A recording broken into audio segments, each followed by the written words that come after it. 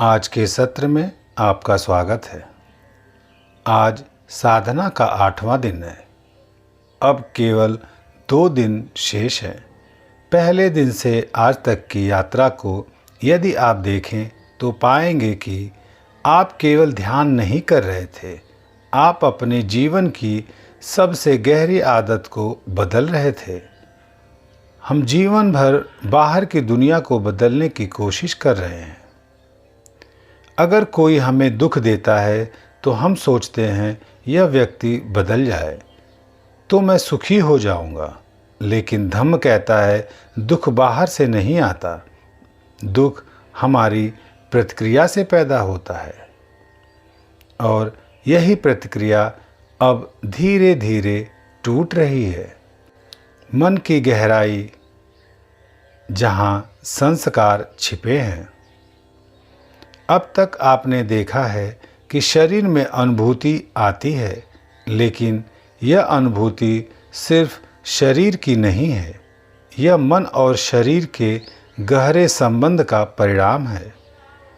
जब भी मन में कोई प्रतिक्रिया उठती है, क्रोध, भय, लोभ, ईर्ष्या, तुरंत शरीर में एक अनुभूति पैदा होती है और जब आप उस अनुभूति पर प्रतिक्रिया करते हैं तो वही संस्कार और मजबूत हो जाता है। विपश्यना क्या करती है? अनुभूति को देखना, प्रतिक्रिया को रोकना और यही संस्कार को धीरे धीरे समाप्त करता है। अब तक आपने अनिच्छा को कई बार सुना, लेकिन 8वें दिन इसे और गहराई से समझना है। ध्यान में बैठकर आप देखते हैं दर्द बदलता है, सुख बदलता है, अनुभूति बदलती है, कभी तीव्र, कभी हल्की, कभी गायब। यही प्रकृति का नियम है। सब कुछ बदल रहा है। यदि यह बात सिर्फ बुद्धि से समझी जाए तो जीवन नहीं बदलता, लेकिन जब यह शरीर के अनुभव से समझ में आती है तो मन की जड़ें बदल जाती हैं।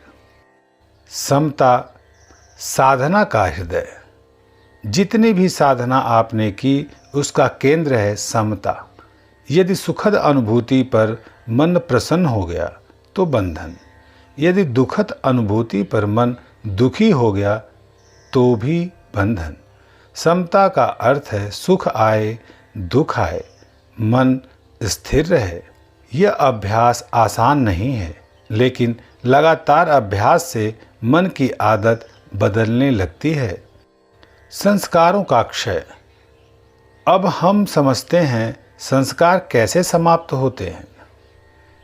यह कोई पुराना संस्कार ऊपर आता है तो शरीर में अनुभूति होती है। यदि आप उस पर प्रतिक्रिया कर देते हैं तो नया संस्कार बन जाता है, लेकिन यदि आप समता में रहते हैं तो पुराना संस्कार धीरे धीरे समाप्त हो जाता है। इसीलिए धम्म कहता है देखो, समता रखो, संस्कार मिटेंगे। विपश्यना का जीवन में प्रयोग। अब यह साधना केवल ध्यान कक्ष तक सीमित नहीं रहेगी। जब आप घर जाएंगे तो जीवन की परिस्थितियां आएंगी। कोई क्रोध दिलाएगा, कोई अपमान करेगा, कोई दुख देगा।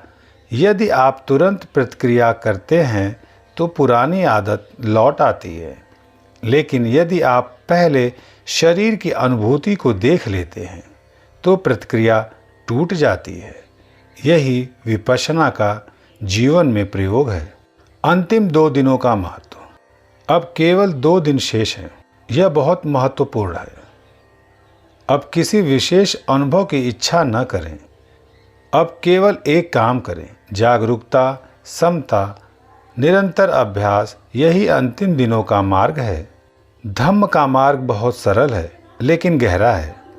जो आया है वह जाएगा, जो उत्पन्न हुआ है वह नष्ट होगा। इसे बार बार देखते रहिए। धीरे धीरे मन मुक्त होता जाएगा। आज के सत्र में इतना ही। मिलते हैं अगले सत्र में। तब तक के लिए धन्यवाद।